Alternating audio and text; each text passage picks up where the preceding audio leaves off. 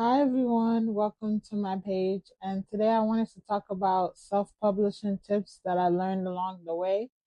And if you see me looking off to this side over here, it's because I'm looking at my iPad for the notes. So without further ado, let's get into the video.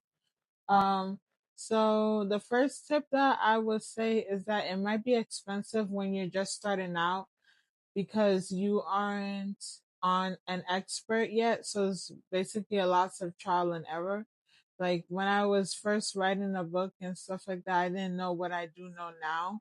That you need certain stuff like ISBNs, copyright. You need to buy not editing software. What's the thing called again? Writing software such as Word, Scrivener, and all the likes of those other writing software. You need formatting software as well, such as Vellum and Atticus.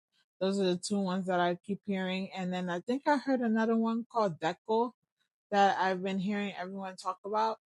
Um, so number two is that self-publishing isn't an easy way out and you can be successful. Because I've been seeing that some people saying that like, oh, self-publishing is like the easy way out is for people who can't get a traditionally published and stuff. And it's kind of annoying when people say stuff like that because like there's a lot of work that goes into being a self-published author, such as like managing your own books and stuff like that, writing the books and stuff, finding a cover designer, finding an editor, finding out you have to find a lot of things when it comes to like self-publishing. So it's not really an easy way out, but like you get more creative control, I would say, with self-publishing.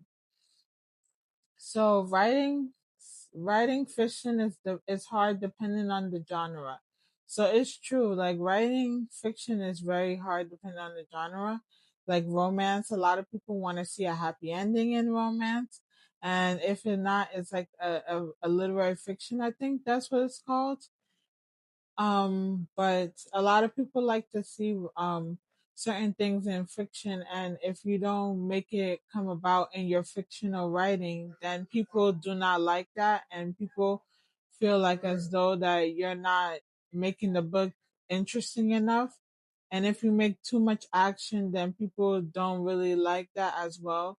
And you also have to like find your own audience because like sometimes like you would think that when you're writing certain things, like your audience will find you eventually, which is true. But like in the scheme of things, you have to like find your audience and find what they like and market, sell to market, basically. So, your debut novel might not be your greatest work. You shouldn't give up. So that is true because like when it came to my first debut novel, becoming my first debut fictional novel, I mean to say, becoming a For Osei, that was like the hardest thing that I ever had to write. And like it took me a long time and I was doing self doubt and stuff.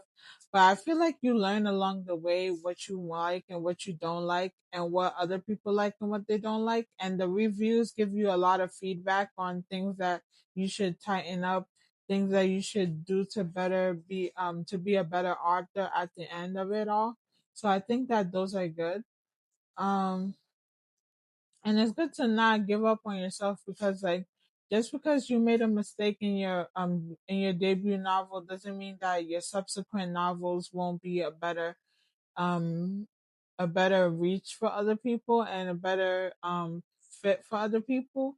So just keep going and don't give up on yourself even when you think that you're making mistakes. Cause like me, I've made so many mistakes when it came to writing. I wrote my very first book, Drive Positivity, and it was a really good book. But I decided to make it a part of my newsletter. So if you want to subscribe to my newsletter, I'll put it down below in the description box. But yeah, I've been trying and trial and error, and I'm still not where I want to be as an author. Like I want to be more successful and well known, but things take time, and you have to like do what's best for you in the moment, and not give up on yourself when even when you have self doubts. So hone in on your craft. Make sure you read books like Save the Cat Writes a Novel, Romance in the Bee. Try to like hone in on your craft and keep doing better and being better as an author, because with practice makes perfect, or makes progress at least, in the grand scheme of things. Like try to like always be the best that you can be when it comes to writing books and stuff, and try to not um give yourself negative self-talk, telling yourself that you can't do this, because everyone didn't start out the best author as they can. Some people are the not the exception to the rule, but like some people are just trying, and just because you tried, you're doing way better than people that never published their book out in the world and never let allowed people to give them feedback. So people don't support you until you make it. Strangers might support you more better than your actual family and friends.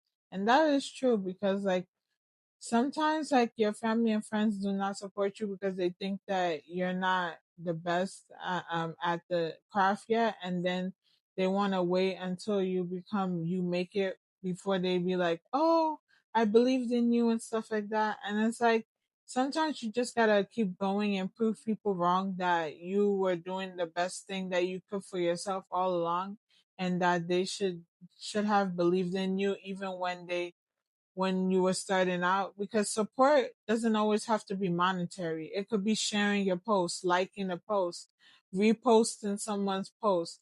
It could be like commenting under the section to just boost and get more engagement to your stuff. So it's like it doesn't always have to be monetary, and people don't understand that, and then they don't want to believe in you, and then they just expect that you should just do things on your own and stuff. And it's like, if you would have given me the support that I needed in the beginning, I would have been far along than I am now. Um, find support groups that may help you a lot. I feel like certain support groups are really good and beneficial as an author, because they help you to feel supported and feel like you're not alone in all of this that you're doing. And I feel like certain people are more encourage can encourage you to be better when you're in those support groups. I'm in one from Sarah Cannon's group. It was the Masterminds group, and I feel like those ladies are very nice and they're very helpful when it comes to like giving me encouragement to write and stuff, because I know sometimes I don't even have the energy to write because I was in school and stuff, but because of them, I was able to write 7,000 words into my manuscript of my new work in progress, Falling Forever and Ever series. This is the working series title. I don't know if it will like end up going um to like a different avenue, but I'm just telling you what it is now.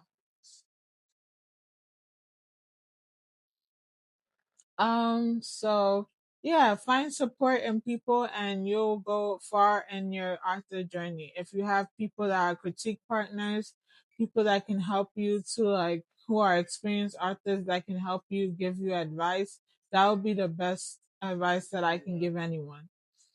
Also, comparison is the thief of joy. Focus on your own paper.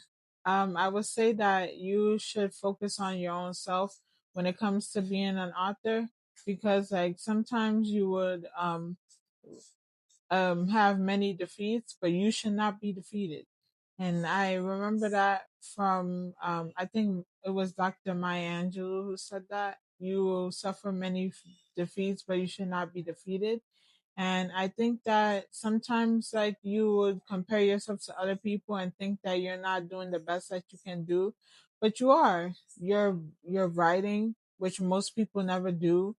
You're publishing books, which most people never do, and you're doing things that is like out of your comfort zone, but you're doing it right. So comparing yourself to bigger authors that are far along in their journey than you are is like a recipe for disaster. And I need to learn that a lot, because I feel like sometimes I will compare myself to other people and feel like I'm not doing enough, but I need to learn that with everything that you're doing for the first time, you're gonna go through ups and downs, like a down, up and down, like a roller coaster. So like I'm just trying to be the best that I can be. And also you can write your phone, you can write books on your phone. I didn't realize that until like a year or two into me writing that I could write books on my phone, and like that's been like the saving grace, because like even when you don't feel like busting out your laptop and like writing, you can always pick up your phone, download the words app. I don't know, I don't think Scrivener is on phones, I don't really know. I know that there's Scrivener on the iPad and stuff like that, but I never really seen it on phones. But you can always use Word, Google Docs, and like type up, write, or like, yeah, write stuff that you want to write in your books and make Sorry, it I'm lost for the way. words. But basically, yeah, writing books can help you a whole lot when you write it on your phone, because it's like you don't have to like put mental power into like getting out your book, your laptop and iPad and setting up it in a nice spot just to write. You can write anything in anywhere in any format. Um so market like your life depends on it. Marketing, marketing, marketing, and marketing. Marketing is so hard to do, but I feel like you should always market every day or every week or so or every few days to make sure that people know that your book is out there. And yeah, because some people don't know your book and are meeting you for the first time every time you post.